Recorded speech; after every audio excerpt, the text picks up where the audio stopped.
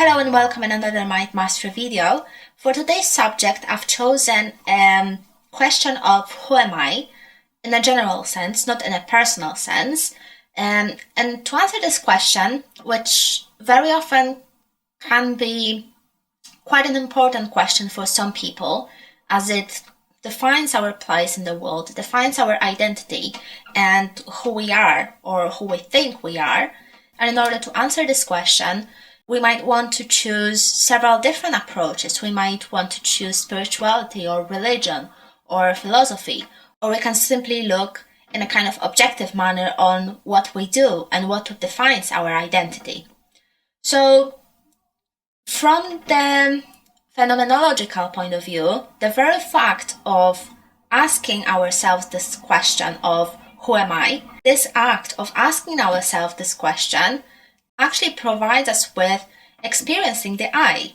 So at this point, when we ask ourselves this question, we start the experience of the I, not before and not after, because when we do other stuff, when we are occupied with other stuff, we are not thinking about ourselves, but we are thinking about what we're doing. We are thinking about other people. We might reflect on our actions and about particular situations, but when we ask ourselves this major question, then all of our attention goes to ourselves. Whether we think about ourselves as something like a physical body or a mental body or a mind, whatever we want to choose. But something to ponder on is if we do assume that phenomenology is quite accurate in describing our experience, then does the I we reflect upon when we ask ourselves this question is the very same I that actually comes about in this world and actually experiences stuff? That's something to ponder on in your free time.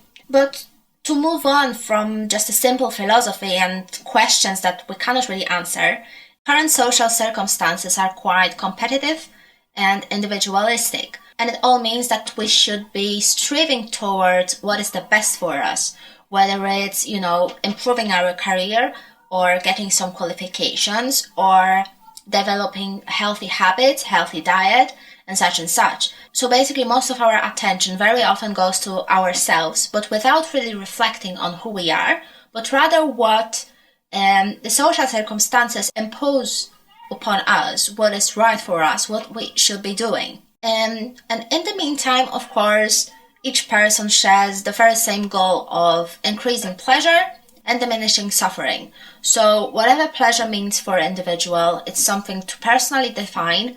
However, in many ways, this already has been defined for us by the society.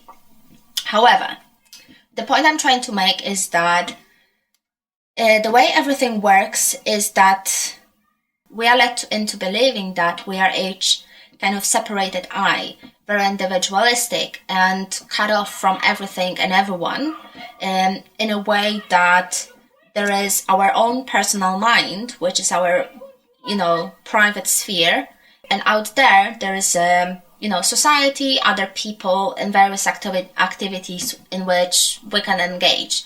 So I did mention in some of my previous video about this concept of being a ghost in a machine, which basically states that there's that common belief in, ourself being located somewhere in between our eyes, but no one really knows where it is and does it actually exist, or is it just a point of our perception?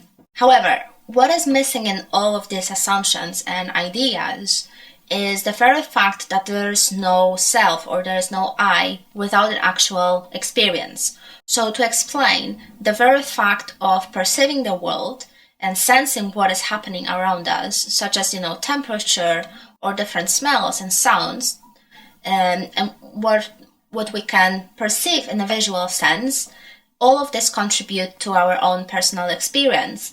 And the very experience actually gives rise to the sense of I, because it comes from our senses, it comes from our own body.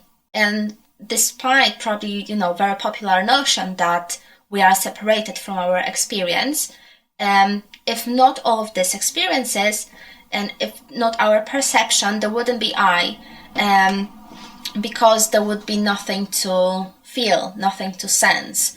And if there's nothing to sense, then obviously our brain wouldn't really work in the same manner. The very point is that we cannot really control our perception. We cannot choose what we perceive. We can choose what we ignore.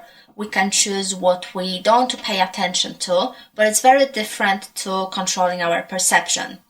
And because we can't really choose what we perceive, then are really separated from everything around us and are really separated from the experience itself. The sense of self develops solely by the contact with the reality, which in turn is determined by our perception and what we sense, what we feel.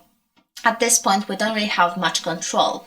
However, what we can control is what we pay attention to, what we focus. So, for example, we might perceive or be aware that something is going outside our house, but we choose to ignore it. So our attention can move to something else, something that we are interested in. However, again, ignoring something doesn't mean that we are not perceiving it. It's just shifting our attention. Therefore, because we can shift our attention at will, we can control what we focus on and what we attend to. Probably to some extent, that's something for you to determine, but definitely controlling our attention is very different to controlling what we perceive.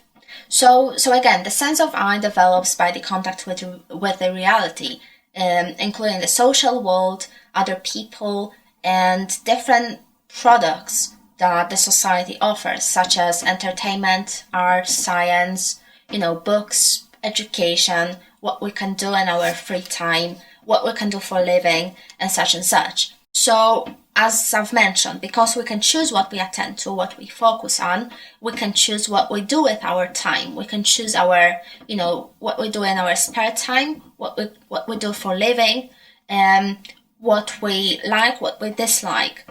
And this very contact and ability to choose to some extent develops our identity. At this point, we can define ourselves as being, a musician or an artist, that we like particular types of movies or music, that we dislike some type of people. But if not the contact with all of this, cultural tools, I should say, then it would be quite difficult to determine our sense of identity. But even then, as long as our perception exists, even if we are going to sit on a chair for all our life doing nothing, then, this is going to become part of our identity as well. So again, this points to our identity and sense of I being quite inseparable from the reality and what's going on around us. Now, the question would be, what determines our choices? What determines what we focus on, what we put our attention into? It would be tempting to say, yes, we are making these choices. We are, so controlling, that our willpower is so powerful that we can choose whatever we want. However, the truth is a little bit less complicated than this. And in fact, what our choices are presently are actually determined by our past experiences. So basically, we repeat experiences and activities which give us pleasure, and we avoid doing stuff that brings us suffering. And this can be seen very clearly by perceiving a difference between children and adults. So when you look at children, they are really, they want to experiment. They don't really know what to focus on. They're quite picky which toy they want to play with.